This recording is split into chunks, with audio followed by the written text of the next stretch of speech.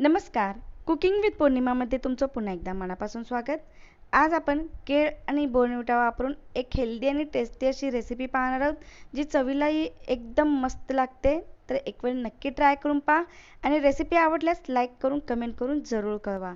तुम्ही जर माझ्या चॅनलवर पहिल्यांदाच आला असाल तर चॅनलला सबस्क्राईब करायला विसरू नका.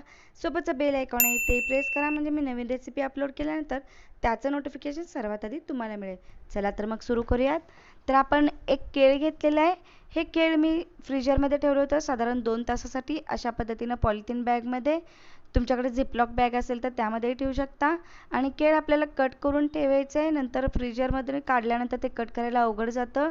तर अशा पद्धतीनं तुम्ही फ्रीजरमध्ये साधारण 2 ते 3 दिवसासाठी ठेवू शकता आणि जेव्हा तुम्हाला करायचं असेल त्यावेळी पटकन काढून करू शकता. तर इथं मी एक मिक्सर जार घेतलेला आहे आणि त्याच्यामध्ये अर्धा कप थंड दूध घेते आहे. दूध अगोदर घालायचं आहे, नंतर आपल्याला केळ घालायचं आहे, म्हणजे ब्लेडही छान राहतं मिक्सर जारचं आणि जे आपण फ्रूट घालणार आहोत तेही ब्लेड खाली जाऊन अडकून राहत नाहीत आणि स्मूथ असं आपल्याला हे मिक्सर तयार मिळतं. त्याचबरोबर आपण यामध्ये घालत आहोत 5-6 बदाम. बदाम तुम्ही भिजवूनही घालू शकता किंवा नाही घातलं तरी हरकत नाही. आणि यामध्ये आपण घालत आहोत साधारण 15 ते 20 मनुके. याच्यामध्ये आपण साखर वगैरे काही घालणार नाही आहोत, कारण मनुके ऑलरेडी गोड असतात आणि हे मनुके मी घरीच तयार केलेले आहेत.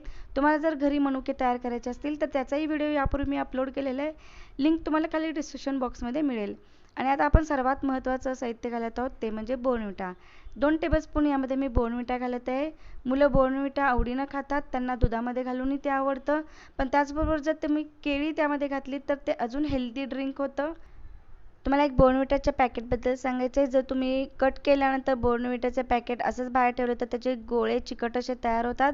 तुम्ही जर फ्रीजमध्ये ठेवलं तर ते छान राहील. तर आता आपण याला 2 ते 3 मिनिटासाठी फिरवून घेऊयात. तर आता फिरवून घेतलेलं आहे आणि मस्त असं आपलं हे मिल्कशेक तयार झालेलं आहे. तुम्हाला हवं असेल तर तुम्ही थंड करून यूज करू शकता, तर किंवा असंच केलं तरी हरकत नाही, कारण हे थंडच आहे. आपण दूध थंड वापरलेलं आहे. इथं मी 1 केळ वापरून हे मिल्कशेक तयार केलेलं आहे. तुम्हाला जर जास्त बनवायचं असेल तर जास्त केळी वापरू शकता. तर वरून मी थोडंसं काजू बदामचे काप घालते. तर यापूर्वी आपण काही मिल्कशेक पाहिलेले आहेत, काही आईस्क्रीम कुल्फीचे रेसिपी पाहिलेले आहेत. त्याच्या लिंक खाली तुम्हाला डिस्क्रिप्शन बॉक्समध्ये मिळतील. एक वेळ जरूर ट्राय करून पहा आणि हे मिल्कशेक एक वेळ नक्की ट्राय करून पहा. हेल्दी आहे. बोर्नव्हिटाही मुलं आवडीनं खातात. त्याच्यासोबत जर तुम्ही केळ घातलं तर ते अजून हेल्दी होईल. आणि फ्रीजरमध्ये ठेवून जर केळी तुम्ही वापरली तर त्याचं टेक्स्चरही छान येईल आणि चवही सुंदर लागेल. तर तुम्हाला रेसिपी आवडल्यास लाईक करून कमेंट करून जरूर कळवा. पुन्हा भेटू रेसिपी नवीन घेऊन. तोपर्यंत बाय बाय.